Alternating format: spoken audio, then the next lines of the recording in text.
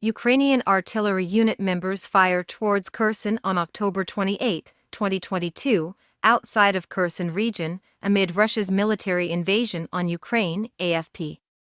4 million people across Ukraine have been hit by power cuts due to Russia's bombing campaign, President Volodymyr Zelensky said Friday, as officials in the capital Kiev warned of unprecedented outages. Zelensky was speaking hours after Russia said it had completed its call-up of 300,000 reservists to fight there. The United States meanwhile announced fresh military aid to Ukraine in part because of Russia's attacks on the country's civilian infrastructure. In his evening address Friday, Zelensky stressed that the whole country was suffering the consequences of the Russian campaign. About 4 million Ukrainians face restrictions now from the rolling blackouts, he said. We are doing everything so that the state has the opportunity to reduce such blackouts. Russian forces have for weeks pummeled Ukraine with airstrikes, especially targeting energy infrastructure, destroying at least a third of the country's power facilities ahead of winter.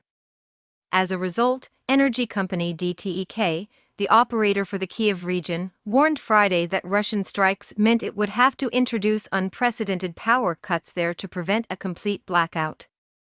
More severe and longer blackouts will be implemented in the coming days, it said. Call-up complete. In Moscow, meanwhile, Defense Minister Sergei Shoigu told President Vladimir Putin in a televised meeting that they had hit their call-up target of 300,000 soldiers. The mobilization, which led to some Russian men dashing for the borders to avoid the fighting, was announced on September 21 to help turn the tide after Moscow suffered a series of defeats in Ukraine. According to Shoigu, 82,000 recruits were already in Ukraine, 41,000 of them deployed to military units. After making major gains in Ukraine's east and south, Kiev's forces are now closing in on the key southern city of Kherson. The announcement of the draft's completion came as Moscow's proxies said they had finished a pullout of civilians from Kherson. The city, which had a population of around 288,000 people before the fighting, was one of the first to fall to Moscow's troops in the early days of the February offensive. Retaking it would mark a major milestone for Kiev. Since mid-October, the occupation authorities have urged Kherson residents to cross the Dnipro River, deeper into Moscow-controlled territory and closer to regions of southern Russia. A Russian-installed official in Kherson, Vladimir Saldo, has said that at least 70,000 people had left their homes in the region in the space of a week. Kiev has compared the operation to Soviet-era deportations.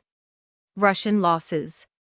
Kiev's army said Friday that the Russian command in Kherson was trying to hide the real losses of servicemen in order to avoid panic.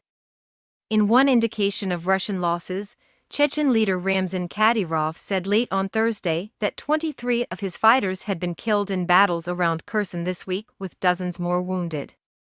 At the beginning of this week, one of the Chechen units was shelled in the Kherson region, Kadyrov said on Telegram.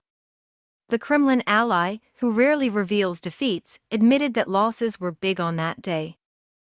On Friday, Iranians living in Ukraine held a rally in central Kiev against the alleged use of Iranian-made drones by Russian forces to carry out the strikes. The country where we were born and the regime currently in power sends drones to kill us and our friends, 34-year-old Iranian architect Mazir Mian told AFP. Iran has rejected these claims and Moscow has accused the West of using these accusations to put pressure on Tehran. Partly in response to the strikes on Ukraine's infrastructure, Washington announced another $275 million military aid package. It includes ammunition for HIMARS precision rocket launchers, other ammunition, and 4 satellite communications antennas, said Pentagon spokesman Sabrina Singh. We're seeing Ukrainian infrastructure and electrical grids being targeted by the Russians, and these antennas provide an additional capability on the ground at a critical time when Ukraine's infrastructure is being hit, Singh said. Fresh sanctions. Canada on Friday announced fresh sanctions against 35 individuals and 6 companies in Russia's energy sector, as well as a bond issue to support Ukraine. Those individuals named include National Hockey League player Alexander Frolov and chess grandmaster Anton Demchenko. Ukraine has repeatedly urged its allies in the West to extend its sanctions to high-profile personalities who have publicly backed Russia's invasion.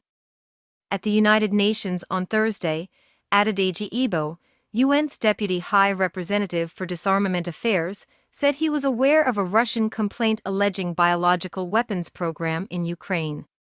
So far, he said, the United Nations is not aware of any such biological weapons program.